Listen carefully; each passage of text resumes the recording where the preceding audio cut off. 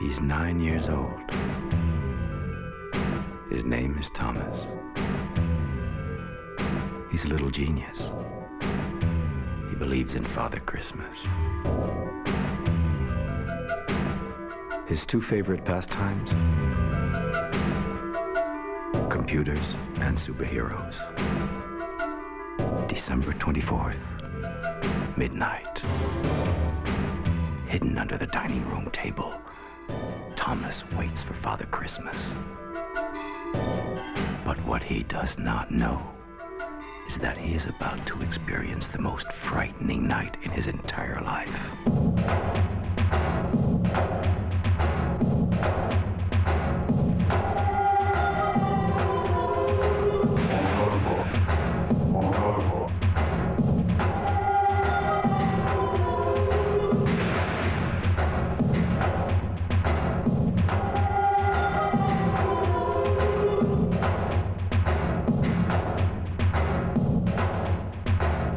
He finally met his match. Wanted Mr. Xmas.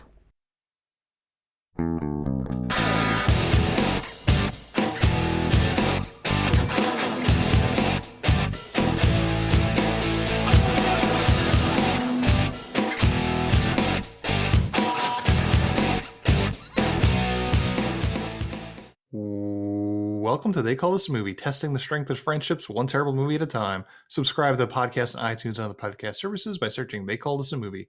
We are part of the Main Damie Network, and to find more from us, check out the website at themaindamie.com or on Twitter, Facebook, and Instagram at The Main Damie. We're also now a proud member of Geek Vibes Nation. You can find them at gvnation.com. Welcome back to They Call This a Movie. This is Anthony Del Vecchio. With me, as always, is Dan Aquino and Mark Myers. Say hello, gentlemen. How's it going, guys? Hello, and I'm pretty sure Ant will have an answer for this, but how much of the movie we just watched do people think was ripped off by Home Alone? Yeah, well, John Hughes is probably happy he's dead, so he doesn't have to answer those legal questions.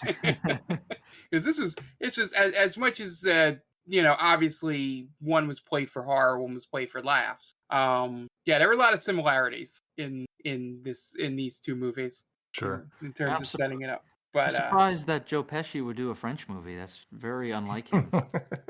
Yeah, and he would just yell in English the entire time. Well, I think 8 heads in a duffel bag was French. Yeah. That's a good point. So yeah, he's well versed in that type of in that type of movie, I guess. He's dabbled. Yeah. So that was the first thing I thought while we were watching. Gotcha. I had to look up immediately which came out first. Yeah. Well, this one beat it by I think a year.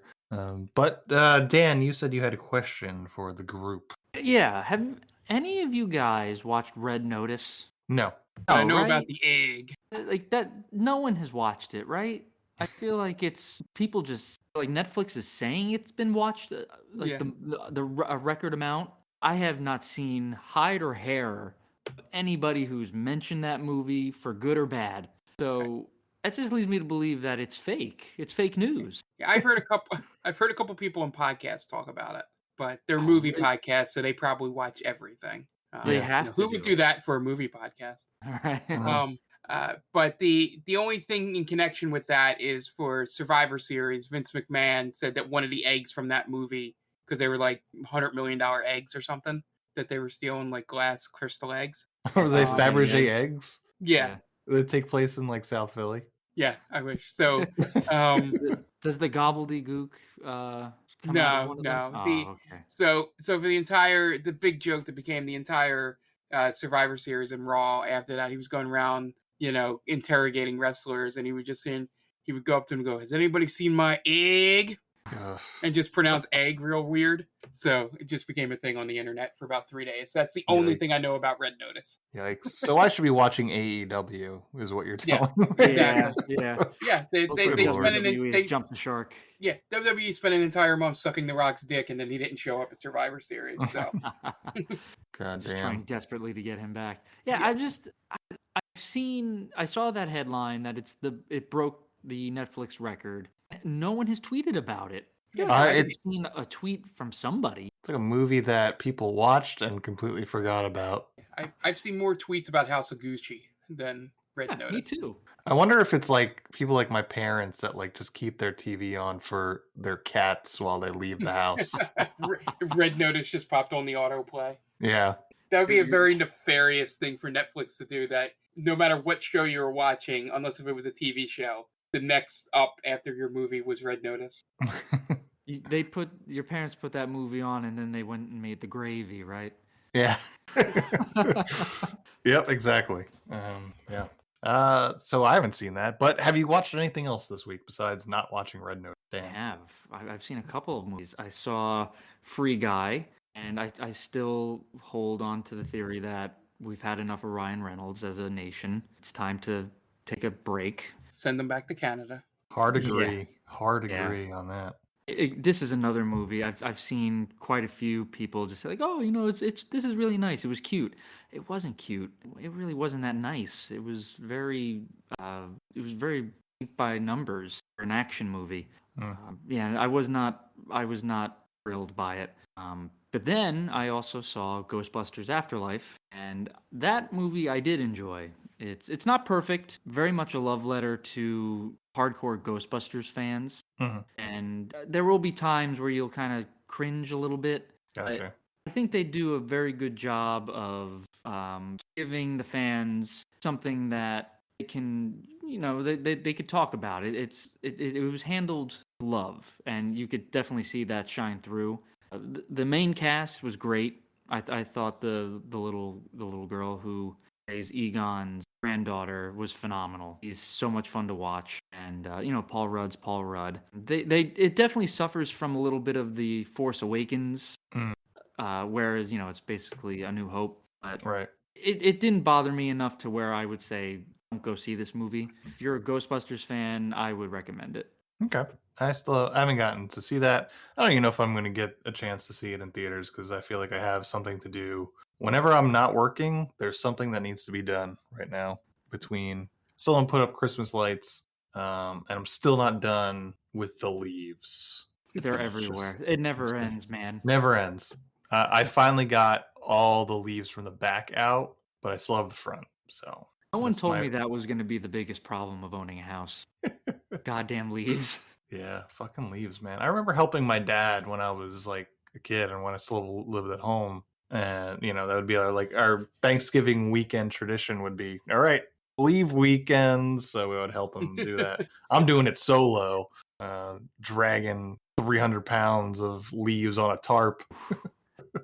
It's not fun. I think that's when you've made it, is when you can have someone else take care of your lawn. Yeah. That's the sweet life right Get there. that man. landscaping money. Yeah. Oh, I yearn for that day. Yeah. Well, maybe one day I'll get hit by a governmentally owned vehicle. And that's what I'll spend my settlement money on. I love how that was such a big topic of conversation when we went to Comic-Con in New York. Yeah. Yeah, maybe we'll get hit by like a Greyhound, or we'll get hit by NJ Transit. NJ Transit. Like just a mail truck, probably. And it seemed very appealing. every, Problem. every time you walk across the crosswalk and someone gets a little too close, it's just like, oh, here's payday.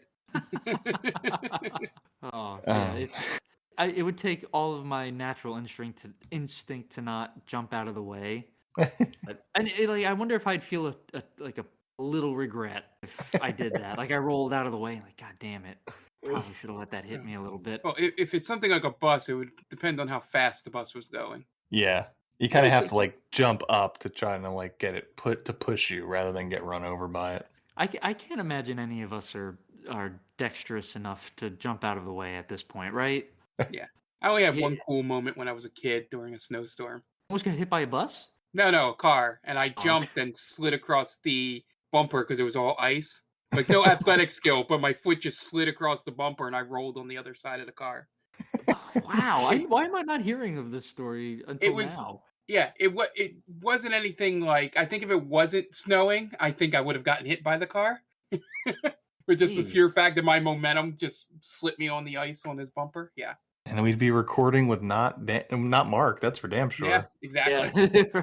All right. It was one of those cool moments, where you look back and you go, holy shit, that could have went completely wrong. Yeah, like I think I told you this story, Ant, when I almost got stuck between two tractor trailers coming down 322 from State College because one of them didn't listen to the go 20 miles an hour down the there you go. down the mountain, and I'm like, oh shit, like I can't go anywhere, and then Right. but yeah, it's that whole thing where after it happens, it's like shit, that was a FedEx truck. They got big pockets. They can't deliver shit though. But Mark, you watch anything this week? Yeah, I actually did. TV wise, but I watched Hawkeye. Okay. And not only I'll talk about Hawkeye real fast, but not only I keep going back and forth on whether I want to see the Rocky IV director's cut. Have you guys heard anything that may sway me one way or the other? They take out the robot. Why would I want to see that? I know, that's the thing that's keeping me from watching it. Yeah, no, there's no point in Rocky IV without that robot. The whole plot just falls apart. Yeah. So I've watched first 2 episodes of Hawkeye. It's like any of the other Disney Plus series. It's well made, and the only thing is that through 2 episodes, I don't know like entirely what the thought process of the movie is. I might be saying that wrong, but sort of like at least with the other ones by like episode 2, I was kind of like, okay, I can kind of see where they're going with this. But I don't know if she's like going to become Hawkeye and then he becomes Ronin. Like I don't know what their plan is with this. He has already done the Ronin thing, unless he just needs another excuse to kill minorities. I mean, they retconned that. Oh, of course they did, because they must be reading my tweets. No, they open as that he was a terror to the New York Mafia. No, he took out organized crime. They said. Oh, in the comic. Yeah. No, we only see him kill minorities. By the way, Dan, as soon as they mentioned that, I laughed thinking of this conversation. Again, I will stand by my guns here. Killing the Yakuza is a good thing. Not as an excuse. Not when the excuse is because he lost his family because of Thanos. Possibly. We don't know why he did it. Just needed a. He didn't know why. Because he hates minorities. I don't think he was in Infinity War, right? Was he? I don't know. He was in Endgame. He was in Endgame, but not Infinity War. Yeah, the what's it called? So Haley Steinfeld so far is pretty good. I like her Kate Bishop. I had to look it up because from my fuzzy memory of Kate Bishop, I thought the opposite parent was alive, and I was correct. In her story. I'm like, I remember a dad thing with her. And then, looked it up. But so far good. I'd like exasperated, like, I don't want to do this anymore, Hawkeye. That so far is this entire series, where he's just like, one of those, like, action movies, I was 2 days from retirement sort of things. Like, he's always 2 days from retirement. Yeah, it was like, I was going to spend Christmas with my kids, and he sees something on the news, and just like, oh, fuck. You can retire, Hawkeye. You're allowed to. But if they don't kill the cartels. If they don't do something merchandise wise with the pizza dog, they completely missed the boat, because Americans love dogs, and this one has one eye and is a central figure in the first 2 episodes. So it's got Baby Yoda potential. But yeah, I'm interested to watch episode 3 after we get done recording this. And looking forward to the rest. And I think I'm just waiting for Florence Pugh to show up. And see how they're going to integrate that. But yeah, I did watch that, and I don't think there's nothing over Thanksgiving. I thought I might have caught something, but no, it was just Hawkeye. Gotcha. Florence Pugh's going to show up, but it's going to turn out that she's Mephisto. So that'll be finally it pays off. Everybody's Mephisto. Hashtag Hawkeye might be a white supremacist, but He's anyway, not a white supremacist. Oh my god! I said might be. Anyway, for me, not much this week. We started watching Christmas movies, but we've mostly been watching the classics that we usually watch. Christmas Vacation. We watched 4 Christmases, which we covered on this podcast. previously, and Yeah. then a couple of others here and there. I don't even remember. Some classics: Rudolph the Red-Nosed Reindeer, Charlie Brown, all the good stuff. Also, A Boy Called Christmas is a new Netflix one, which was cute. It's not quite Klaus cute, because Klaus is excellent if you haven't watched Klaus. But yeah, it's fun. Kind of a retelling, a reimagining of the whole Santa Claus mythos, which was fun. Kristen Wiig shows up in it for like a hot second, which is weird. She just happened to be walking by set that day. Yeah. Like, hey, you want to be in this? Sure, why not? Yeah, that was cute. Other than that, can't really remember anything. Remember, I'm raking leaves until the day I die. Basically, is my current purgatory. Kids, But that's what they don't tell you when they say you need to own a home. yeah, I'm exactly. loath to bring this up, Mhm. but Barstool Sports or Barstool had their top 10 Christmas list. Right, as compiled by who? What's the name of the place that that compiled the list? These are such bullshit lists. Barstool does this like every 3 months.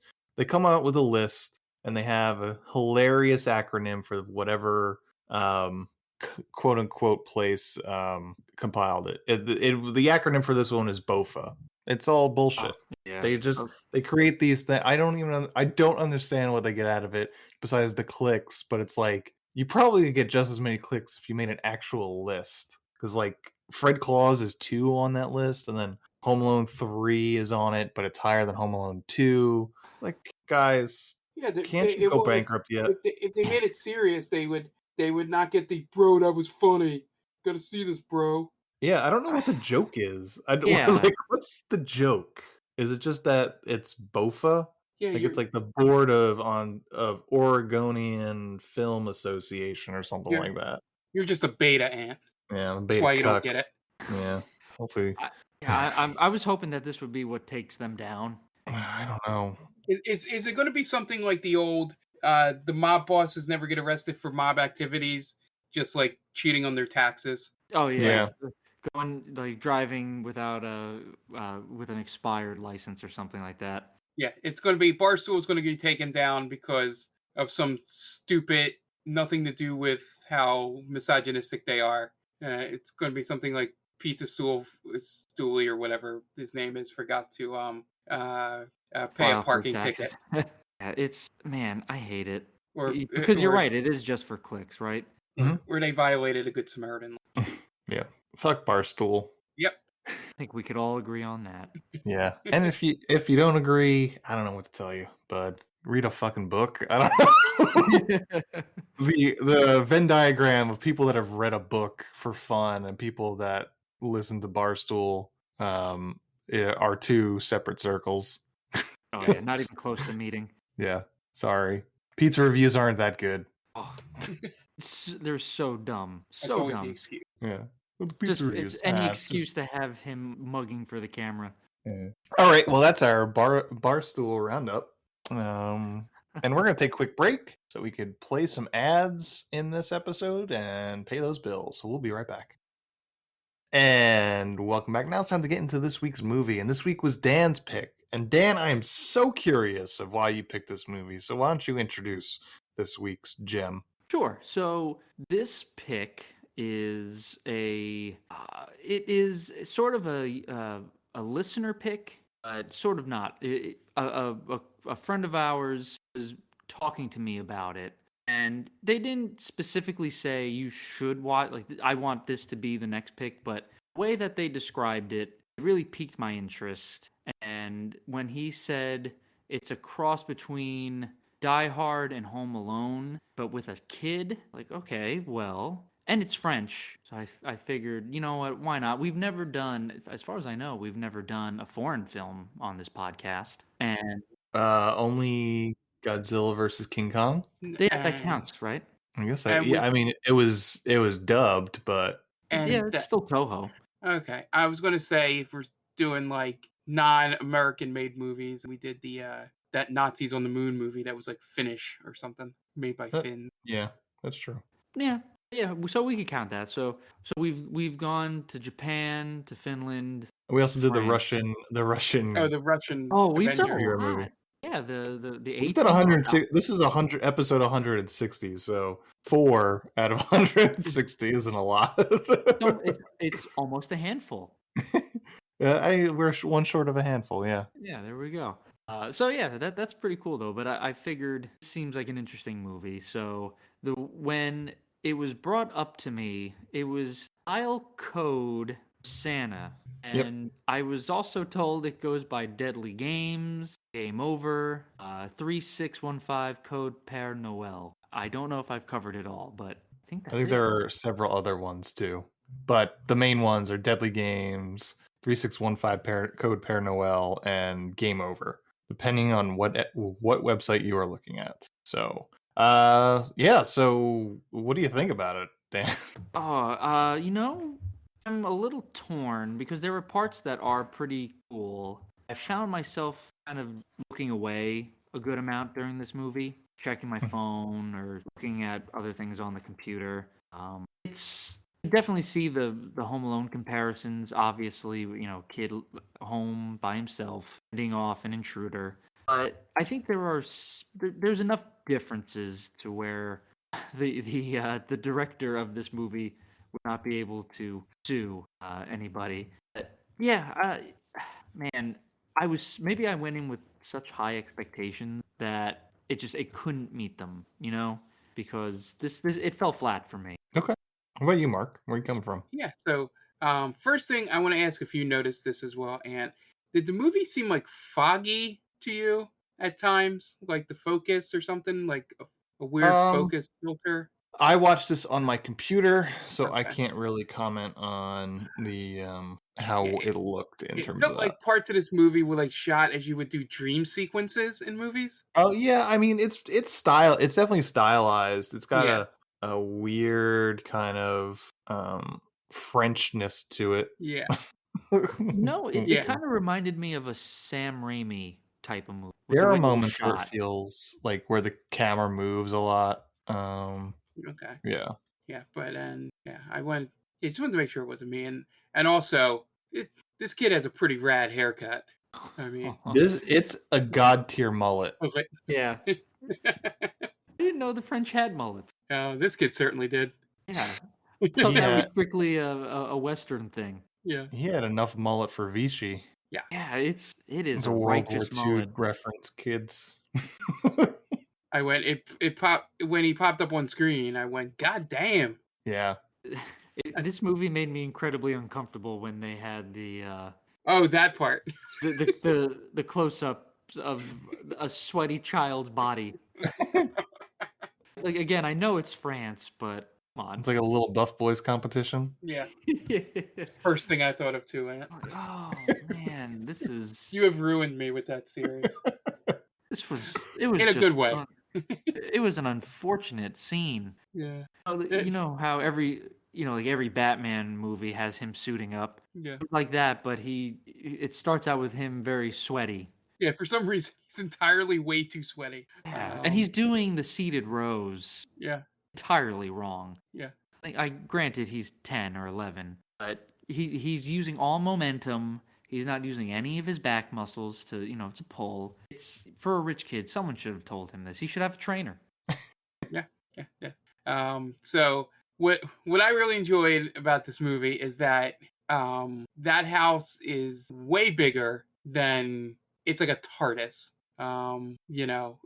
It's like, where is this secret room that he has that comes out of a fridge in the laundry room? Mm-hmm. Like, how does that? So- how does the mom not know this giant room is just missing from? I think I call in the notes. I think I call it the limitless void. Yeah. So I love that, and I also love that you could also very much tell that they use like a miniature from a snow globe for the exterior shots. Yeah. In there, but this movie. The weird part about I got a little distracted, like Dan as well, at times. But normally with most movies, you can be distracted and still kind of follow. But since this was all in French, it would be times where I'd be like, I'm going to have to rewind. I don't know. I just heard people talking in French and not really paying attention to what they were saying and why anything was going on. Mm-hmm. I think they had a lot of good moments in it. in terms of setting it up in terms of a lot of callbacks with things with the grandfather, the friend, and just those things in general where I was like, oh, okay, so they paid that off. That wasn't just a stupid one-off thing. And it was also interesting to see French technology of the late 80s with the Minitel system that apparently was like a payphone chat room sort of thing from what I could tell when I researched it. Yeah. And yeah, it was, and the matter of fact that this 11-year-old could not tell the warning signs of a definite child predator from that chat, and and just brushed it off because it was Santa was slightly disturbing. Right. Well, he's a sheltered boy. Yeah.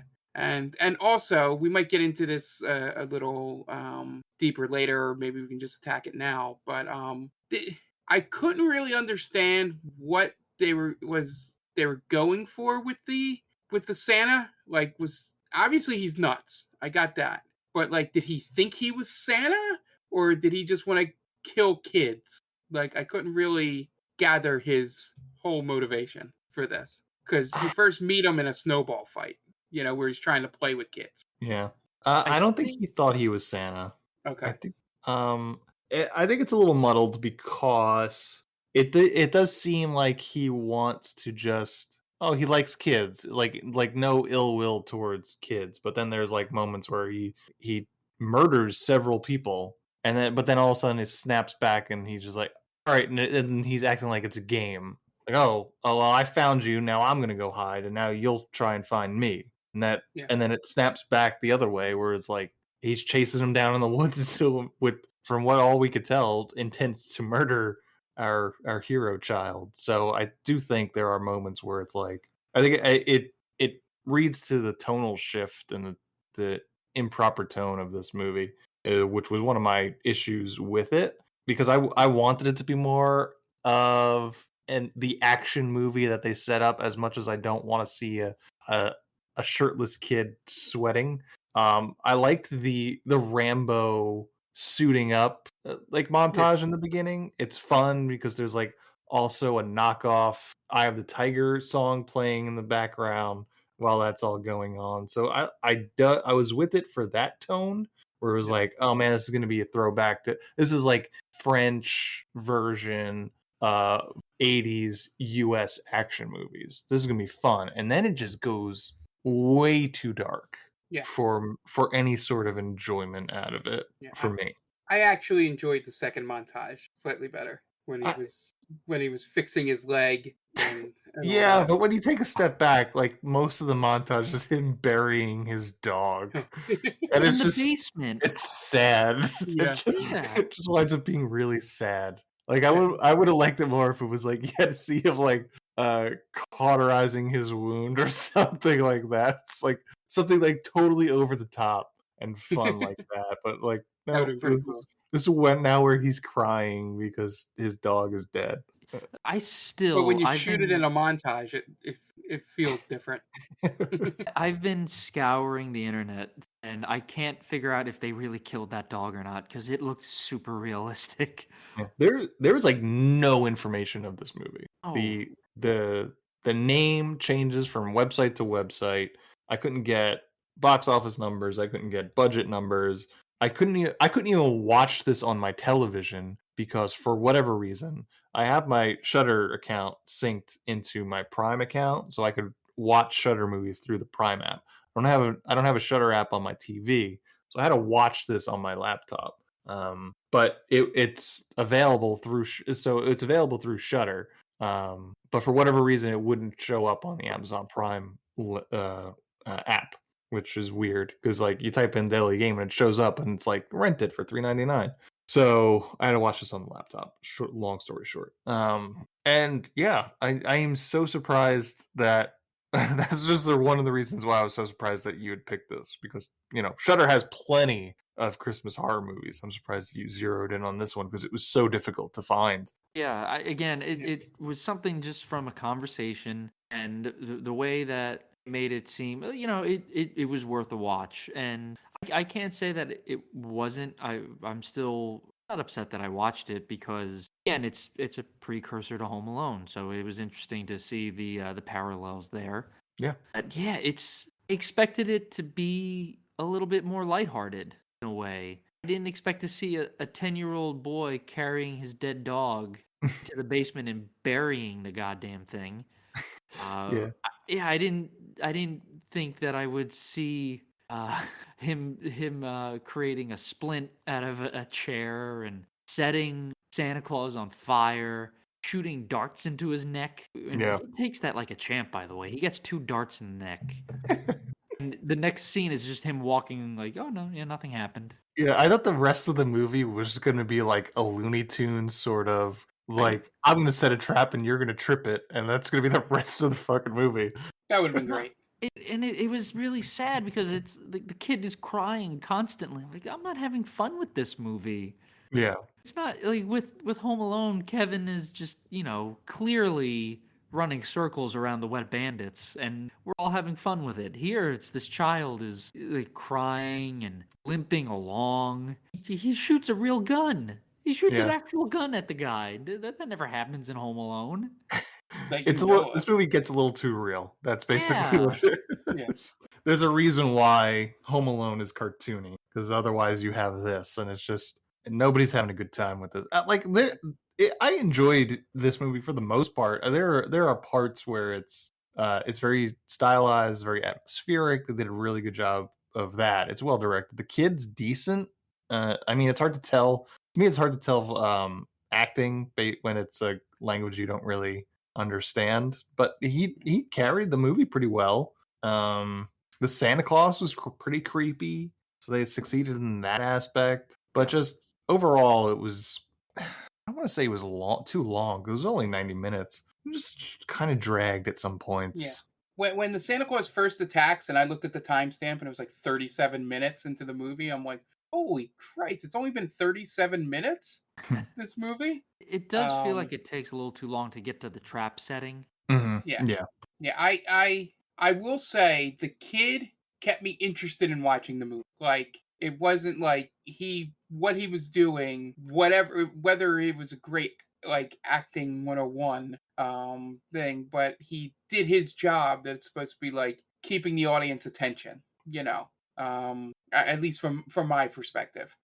But it was a lot of the other stuff around it, as Ann said, the tonal shifts and the really, I guess it was supposed to be, maybe it played for laughs, maybe, with the grandpa's eyesight.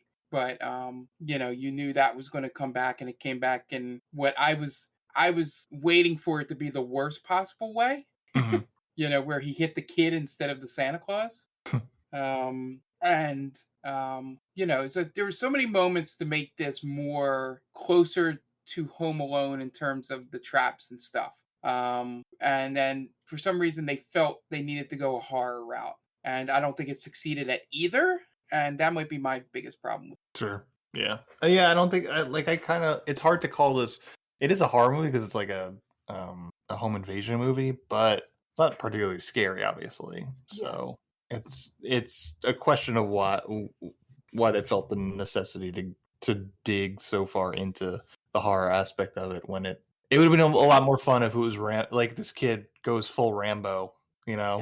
He's just a total badass, not like crying and whimpering around. And we can all agree, there's no way the Santa Claus does not catch that friend. Paloo? Yeah, zero chance that if that was real and not a movie, that Santa Claus does not catch that kid. Right. Especially when he falls off the bike. You see the actor go, oh, I got to slow down, because I don't know if he was supposed to fall off the bike in the shot. But yeah, that the end of that scene is real cool, where he gets cut off by the car in traffic. That was a cool way to end it, but the rest of it was kind of ridiculous. But yeah, the two great setup scenes in that movie, in the movie, is the when he lights the arrow on fire to light the dirt around him. Like, that whole setup and execution was really cool, badass. And I don't know, and like the sneaky setup of the train was pretty interesting and kind of kind of creepy, but I don't know exactly what he was going for with that.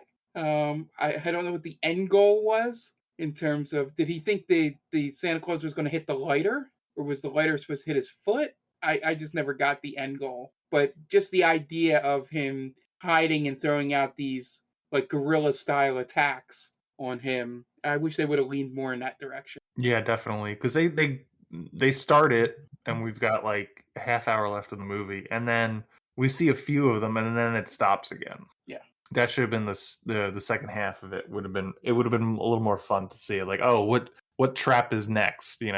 Kind of thing. Like Home Alone, right? Basically, that's essentially the last act of Home Alone. Is like, ooh, what are these idiots gonna run into next?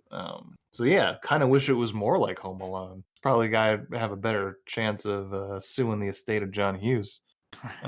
Yeah. Did you know this movie won 2 awards? I did see that and best film at like a film festival, right? Yeah, Fanta Festival. It still counts. It's an award-winning movie. That's right. You get the little little emblem on any DVD release. Yep, and any good marketer will shove that down your throat, no matter what that award-winning movie was. Well, I guess they didn't really do their job because this movie was impossible to find. Yeah. Well, because they kept changing the goddamn thing. Yeah, that's the problem. Also, the mom's probably a billionaire, so she shouldn't exist. That's Probably just not, me. right? They also tried to. It was kind of, maybe again, it was French culture or whatever, but it was a late '80s movie where the mom was definitely in charge of that company. Girl boss. Girl boss, yeah. That is, normally there's, the guy would have stuck up and said something in most situations in the '80s with that dynamic. Mm-hmm. But she was completely in charge. We need all this stuff, and it needs to happen today. Yeah. What a piece of shit, though. She's kind of shitty boss. It's Christmas I was going to Eve. say, she's the bad guy in this scenario. We have Break to out the guillotines, boys. And she wanted to do the accounting instead of going home to her kid. Yeah, she's not a good mom. No. But they make her out to be a good mom at first. Yeah. Yeah. She leaves her 11-year-old son home to have to give insulin to her father. Yeah. He's not even 11, he's 9. He's 9. He's 9. I think they said he's 11 because she wanted him to believe in Santa when he was 12. Oh, okay. So I don't know. I think some of the descriptions say he's 9. But yeah, I do remember that line.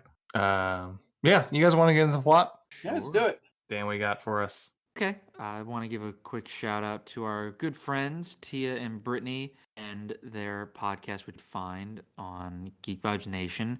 It is a Coffee Break with Tia. So it is Tia and Brittany just shooting the shit. It's 2 good friends talking about random subjects. They're a lot of fun. They're incredibly funny. Go to gvnation.com, search Coffee Break with Tia. It should pop right up. It's also on their YouTube channel. So if you just type in Geek Vibes Nation in YouTube, you'll find plenty of other shows there, and you'll also find Coffee Break with Tia. Okay, great. And we're going to take a quick break, and you guys are going to listen to some messages from friends of the podcast, and we'll be right back. Hey everyone, this is Steve. And this is Adam. And we're part of the Hop Nation USA podcast, Pittsburgh's #3 craft beer podcast. Join us every Friday for new beer reviews. We'll talk about the news, history, and homebrewing. Plus, we'll sit down with the best brewers and industry personalities that'll have us. So whether you're a casual drinker, a hazy boy hophead, or even if you're a whale hunting cellar hoarder, just search Hop Nation USA on Apple, Spotify, or your favorite podcatcher and join the nation.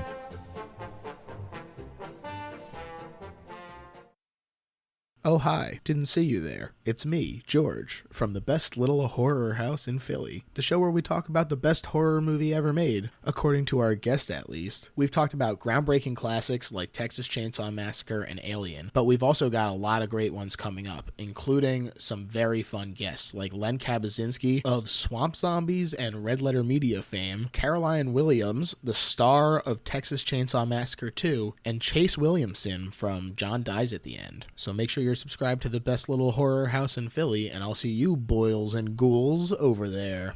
And welcome back. Now it's time to get into the plot for, Deadly Games, or AKA 3615 Code Pére Noël, or Game Over, whatever you have. That's the movie from 1989. That's what we're covering. We open on a snow globe of the Eiffel Tower, which is then promptly crushed by the wheels of a garbage truck. sign that says 3615 Code Pére Noël, which I'm not entirely sure what it means. Maybe it's a hotline to call Santa Claus on this Minitel system. Who knows? They never really go into it. And I couldn't find a goddamn any information about this movie. Then we got a bunch of children having a snowball fight on the city streets. Then a creepy old dude with a beard comes along and tries to join in, hurling snow at the kids, who then run away because he's a creepy old dude and they should do just that.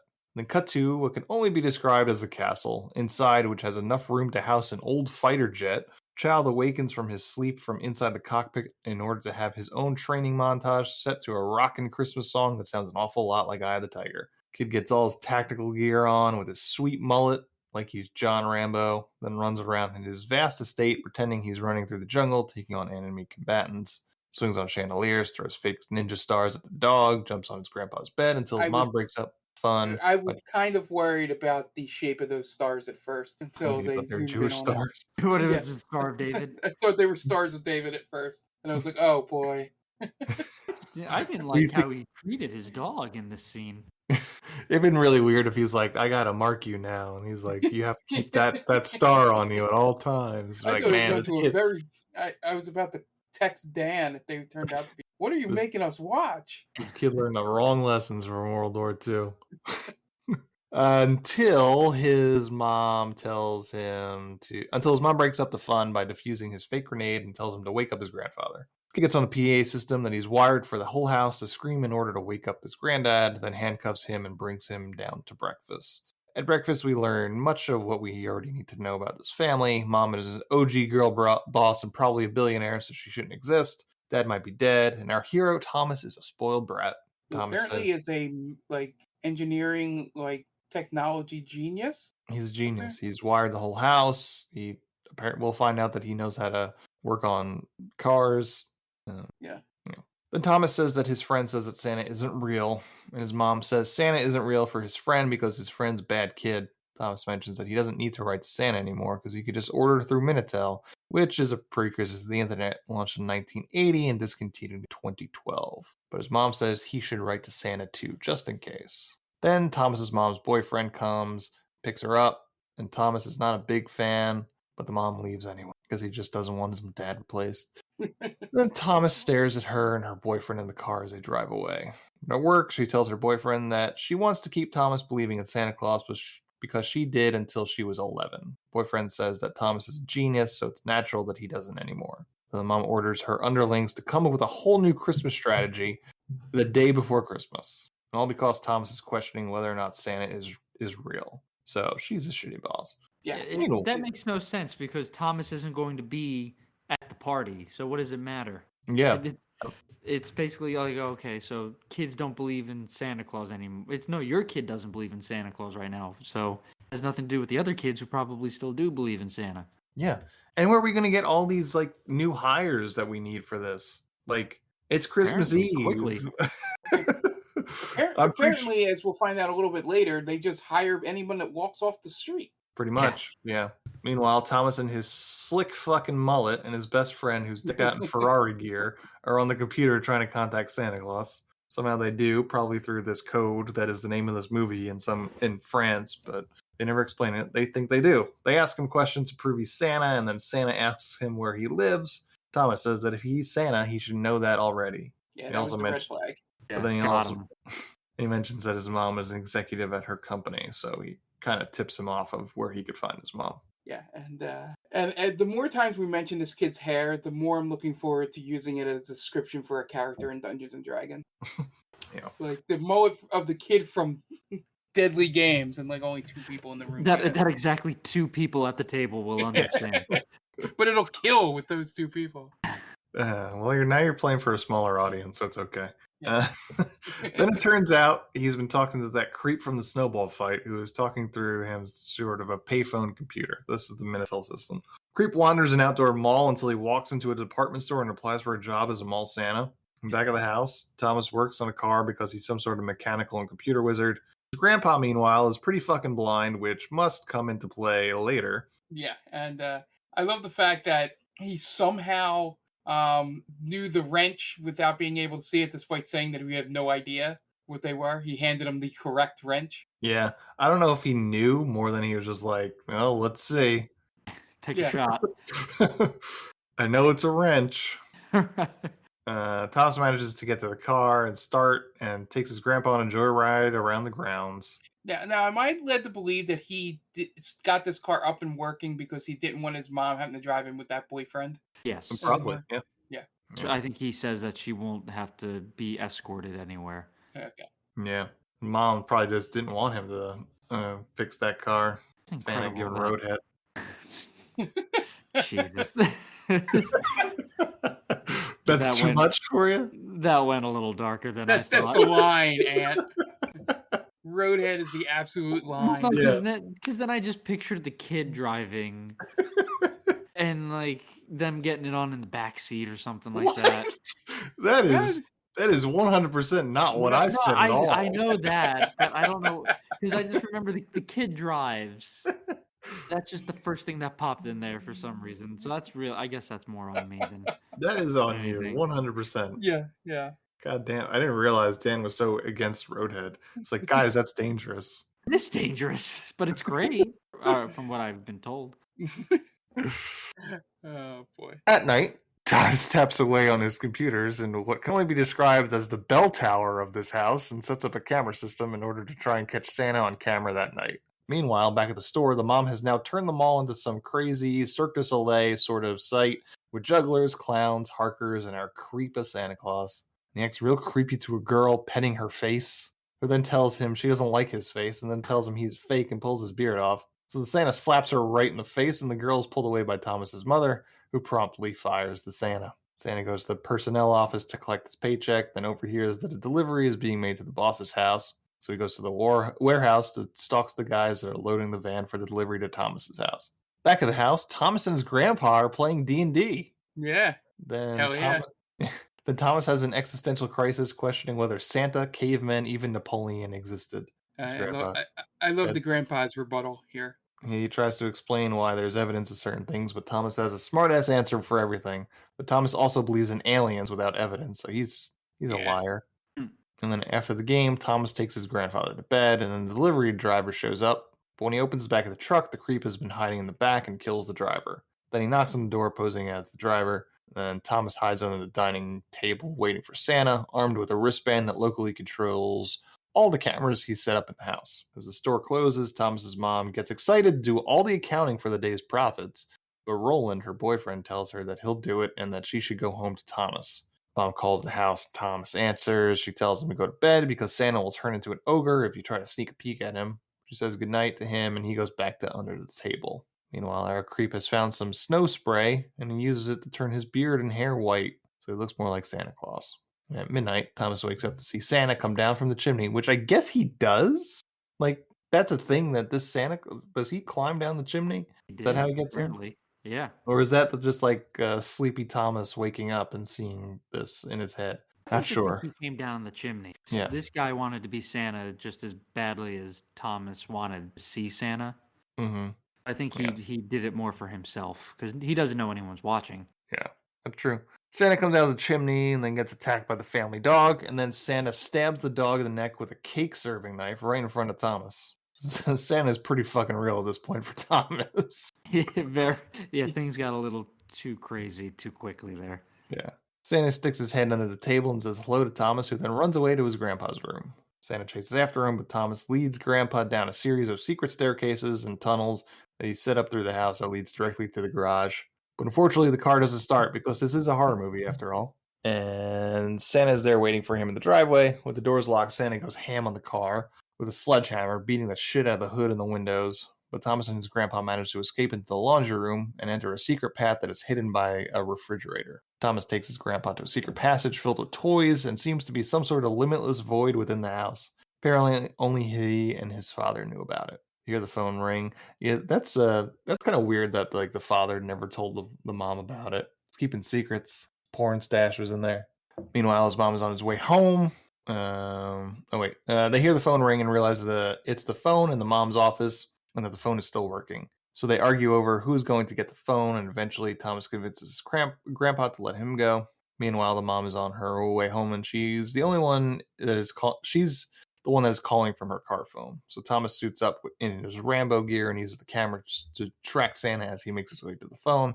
Santa realizes that there are cameras all around, so he breaks one. Thomas makes his way around the house and comes face to face with Santa in the hallway. Santa charges at Thomas, who then remembers the rope trap he has under the floorboards and manages to use his wristband to open the trap, but Santa falls in, allowing Thomas to escape. He also accidentally locks all the doors and windows. Yeah, and by the way, I think at this point, it was 45 minutes into the movie. We still had another, 45 minutes to go. Yeah.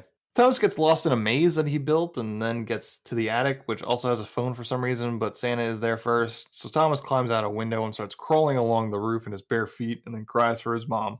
In the most realistic snow ever. The mom calls Roland and tells him she can't get a hold of anyone. He tells her to call caretakers and send them to the house, and he'll keep calling the house. But when he does, the phone is off the hook. Thomas struggles across the roof, trying to pull himself across the frozen shingles. He calls in to his grandpa and lies to him, saying he's okay, but the phone doesn't work, so he's going to send an emergency message with his computer. He manages to climb into the window and get to his computer and sends a fax to his mom's work, which no one picks up, and his friend, who does get it. Meanwhile, the grandpa stumbles around the void and makes enough noise that Santa hears him and figures out that the fridge is actually a hidden passage. Grandpa thinks that Thomas is coming towards him, but it's actually Santa. But Thomas hears him calling to him on the walkie-talkie, so he rushes to his grandpa and manages to pull him out of the secret passage before Santa is able to stab him with the cake knife. There's a weird cut to it. Thomas and Grandpa go run and hide, and Santa eventually breaks down the door of the secret passage, follows a voice into the gym and into the steam room, but it turns out that it was just a recording playing from the tape recorder that Thomas had rigged, sort of like Angels with Filthy Souls. And then Thomas unrolls himself from a carpet he was hiding in and places a metal rod in the door handle, locking it, then turning the steam room to as high as it will go. Pretty slick. Yeah. That was a good moment. I liked that moment. To show Thomas was a badass and willing to basically murder. Thomas realizes that they can't escape the house, though, because he locked the doors and the windows, and now his wristband is broken. Meanwhile, the mom is still trying to get a hold of the house, and the caretakers haven't answered either, so she tells Roland to continue calling the house while she calls the police. They get off the phone, and he finally sees the message from Thomas, and she winds up skidding out and crashing while she's on the phone with the police. Santa eventually jostles the door of the sauna enough that the rod jiggles loose, and he manages to escape at around the same time Thomas's buddy shows up at the house. Meanwhile, Thomas takes a blowtorch and manages to gain access to a control panel, which is able to unlock the doors and windows. As he runs down the stairs to get his grandpa, Santa trips Thomas as he runs down the stairs and then stabs him in the leg. That is right. We watch a child get stabbed in the leg in this movie. With the cake knife, right? Yep. Pretty brutal stuff. I always knew cake knives were dangerous. So I don't have one in my house. Yes. It's all those empty calories. Right. As this happens, Thomas's friend Pilo walks in the front door, which sets off a chase between Pilo and Santa through the grounds until eventually Pilo jumps on his bike and manages to escape as Santa almost gets hit by a car. Thomas gets back to his grandpa, who is hiding in a suit of armor, and tells grandpa to stay put. And as Santa retreats back to the house, Thomas comes onto the PA system and basically tells Santa that he's fucked up, and now Thomas is going to make sure Santa's life is a living hell. Then a montage set to Bonnie Tyler's Merry Christmas as Thomas stitches his knife wound, buries his dog, and gears the fuck up for some payback. Did this song cross your mind when you were talking about the tonal shifts? Yeah, it is definitely a weird song to be playing over this. They should have just reprised the Eye of the Tiger ripoff. Yeah, because this song is like super uplifting and like merry. Yeah. It has no business being in this movie, and it's in this movie a few times. Yeah, I think it plays at the end too. Yeah. I think it's like one of the lines is like "Happy Birthday Christmas" or something. Happy Birthday Christmas, and then it's like Merry Christmas Jesus or something like that. Yeah, it's like it seems like it was written in French first, and then someone translated it. Yeah, the translation was lost, I think. Yeah, not quite total eclipse of the heart for Bonnie Tyler. It's funny. My friend and I, when we were talking about this movie, he mentioned the Bonnie Tyler song, and he said, honestly, this would go well with Total Eclipse of the Heart, because have you ever seen the video to Total Eclipse of the Heart? And I said, no, it's been a long time. Have you guys seen it? I feel like it's like a Meatloaf video where it's like a cavernous mansion with maybe like long drapes flowing and open windows. Oh yes, but that doesn't even begin to describe this. There are ninjas There are ninjas in that Oh man. music video. There's a choir of children with like alien eyes, glowing alien eyes. Oh man. Yeah, it's out there, man. And And now I need to know who directed Total Eclipse of the Heart, because if it was the same guy, the how same crazy would that director. be? I almost said it was Michael Bay. It's not Michael Bay, obviously. He directed some type of music video. Michael Bay did. I can't remember what it was. Yeah, he's directed music videos. It Yeah. was directed by Russell McKahee, so not this. At the Holloway Sanitarium. God, it's nuts, but it feels more along the lines of what should be in this movie. Yeah. Yeah, it's very jarring when the boy is carrying his dead dog to hear happy birthday Christmas. Yeah. Yeah, Now, it kind of misses the mark. Yeah, now I'm looking up Bonnie Tyler Total Eclipse of the Heart video. There you go. Usual Yeah. rabbit hole live on this podcast. Enjoy. Wait for the Google commercial. Oh, yeah. It Oh, now. yeah. Now, I like that song because it basically reminds me of Old School, Mm, the wedding band Yeah. who kind of does their own spin on it. yeah. And Bonnie Taylor gives it her all in that song. She really great goes song. crazy. I like it. I don't care who knows it. It's a great song, man. It slaps. Certified banger. I agree. I think she really nailed it. That's right. We're pro Bonnie Tyler in this on this podcast. Pro Bonnie Tyler, anti Barstool. I think that's all that's the perfect slogan for this podcast. Anything Yes. you need to know, pro Bonnie Tyler, anti Barstool. There we go. So then Thomas then sets up a series of traps around the house that John Hughes may or may not have stolen wholesale. Santa first trips a trap that gets him a dart in his neck, and then he stumbles upon some poured gasoline, which Thomas sets on fire with a flaming projectile. Thomas then rigs a toy train with explosives and sends it to Santa, who grabs it, looks it over, and then turns it back towards Thomas. Thomas avoids it, but then it heads straight towards the suit of armor that his grandpa is still hiding in. So Thomas goes to stop it, but gets grabbed by Santa, and the train hits the armor pedestal, which sets off the fuse for the explosives, but it's a dud, and the explosives don't go off. That was a long sentence. Then Thomas, A big sentence for no payoff. yeah, it's just a dud, and it goes on for a long time. That trap. Yeah, because it's almost in slow mo. Mm-hmm. Yeah, we have to watch the train just go 30 feet one way and then 45 feet the other way. Can you imagine if John Hughes had done that in Home Alone? One of the traps kind of malfunctions. We have to watch it in real time. Yeah. That'd be so boring. Yeah.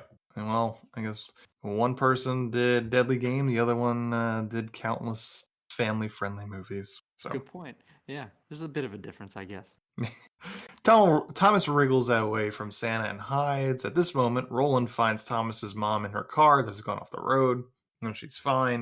And a cop shows up at the house. Thomas goes to get his grandpa, but his grandpa is having a diabetic episode and tells Thomas to go get his insulin. Thomas goes to the bathroom and starts going through all the pills to try and find the insulin. Then he thinks Santa is near because he had planted a tracker on him earlier, but now the tracker has been placed on a toy tank. Thomas goes to investigate and immediately gets grabbed by Santa. Then Santa tells him that it's his turn to hide, so he tells Thomas to count to 20 and then runs off to go and hide. Thomas counts to 20 and then runs down the stairs and out of the house, telling his grandpa that he's going to the caretaker's house to get the insulin. When he gets there, the caretaker's lying dead on the ground but finds the insulin and runs out. He takes the cop car and starts using the radio as he drives, telling the cops that he needs them to come to the house. But then Santa was hiding in the back seat, jumps out and tells Thomas that he's cheating. Thomas winds up crashing the car and they both get knocked out. Meanwhile, Roland and Thomas's mom race to the house. Thomas wakes up from the crash, grabs the handcuffs in the car and handcuffs Santa to the car and runs. Santa busts out of the cuffs pretty quickly and then chases after Thomas. In the woods, Thomas trips over the body of the cop who died off screen and then takes his gun and shoots Santa and then runs back to the house to attend to his grandpa. He manages to get the grandpa off the pedestal and out of the suit of armor, injects him with the insulin. After a couple of moments of thinking that his grandfather's dead, his grandpa starts to come around. Then Santa shows up and starts coming towards Thomas with intent to kill, I'm assuming, even though he seemed like it was all a game before. As Thomas backs up away, Grandpa grabs the gun and struggles to see Santa. Hey, it did come up after all. Grandpa yells for Thomas to get down, fires the gun. And as Thomas's mom and Roland show up, see Santa is dead on the ground and Thomas in a shocked state. Roland helps Grandpa up, and Mom attends to Thomas, who says it's all his fault because he wanted to see Santa Claus. And that is the end of Deadly Games, aka 3615 Code Pére Noël, aka Game Over. Yeah, I was ready for the dark French ending of the grandpa shooting the kid. Right. That would have been great. That might have redeemed this movie. It was fine. It was fine. I don't think I'd ever watch it again. Yeah, same here. You can't kill the kid because then you can't have Deadly Games 2 Lost in Paris. Yeah, there you go. Yeah, there's plenty of other Christmas horror movies I'd rather watch. I watched Silent Night, Deadly Night Part 2 the other day. It was another that was like so shitty, but it's so much more fun than this movie. I wanna before I go any further, Dan, how long were you holding on to that joke? 5 minutes. Okay. At least 5 minutes. Anthony said, what did you say just a few minutes ago about stealing something wholesale, stealing all the stuff wholesale? Yeah. Oh, okay. All right, getting lost in New York. Paris, of course. Well, hey, that's where everybody goes on in the first movie. Maybe that's the reason why they go to Paris. Hughes was just like, dare me. Yeah. Come at me. Yeah. I dare you to sue me. I made Ferris Bueller, motherfucker. Yeah. Come at me. Yeah. It was fine. It's got some cool moments, but overall the tonal shifts is a lot. It kind of takes away from how much fun this movie could have been. Yeah, this movie gets a whole point just for the kid's hair. Yeah, sure. On the scale. I agree with that. 100%. I think this movie could have benefited from being a more of a comedy horror. Yeah. Like a Shaun of the Dead, where you have some lighthearted goofs with the kid and the intruder, obviously, and the traps aren't super deadly. And there were some weird edits in this movie, namely the one that sticks out to me is when he sets Santa on fire, and then it's him limping away. It was it's an interesting movie. I give it that. I'm glad that I watched it. I'm with you, Ann. I probably would never watch this movie again. Yeah, I think this is such a niche movie, right? If you like Christmas horror movie, if that's your thing, then yes, you're gonna love this. But I would rather watch Silent Night, Deadly Night, Black Christmas. Those are really more of the upper echelon holiday. I would rather watch. What did we just cover? We covered. It's not cranberry sauce. Blood Rage. I'd rather watch Blood Rage for a holiday horror movie. Yeah. It's like I said, it's not bad. It's a very interesting find because, like I said, it was so difficult to track down, so difficult to just find any sort of information because you never knew wherever you were typing in, if it was Google, if it was IMDb, if it was Rotten Tomatoes, which title was going to pop up with anything. I couldn't even get it on Prime Video. I started watching it on my phone. I was literally sitting on my couch staring at my television that was not on because I couldn't get to it. Couldn't get this movie on there.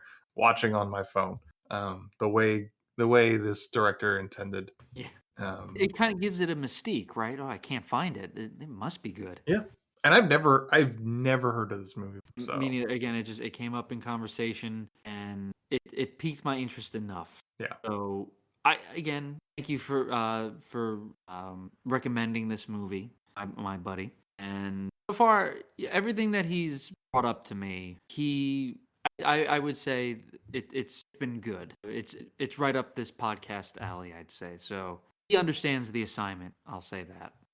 Yeah, I think we just wish it was Home Alone. To be honest, that's what it sounds like, right? Because we're like, oh, I wish the kid wasn't crying. I wish the traps were a little bit more goofy. Yeah, we just had to wait a year. Yep, and we really didn't even know we were waiting when we did. Yeah, you guys want to plug your shit so we get out of here?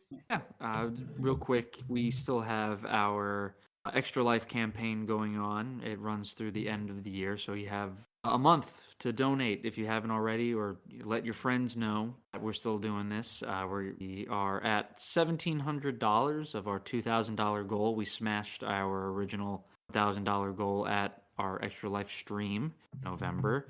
So thank you to everyone who donated. So if you can donate, go to tinyurl.com/markhatesart and and help us out if you can. All proceeds go to the Children's Hospital of Philadelphia.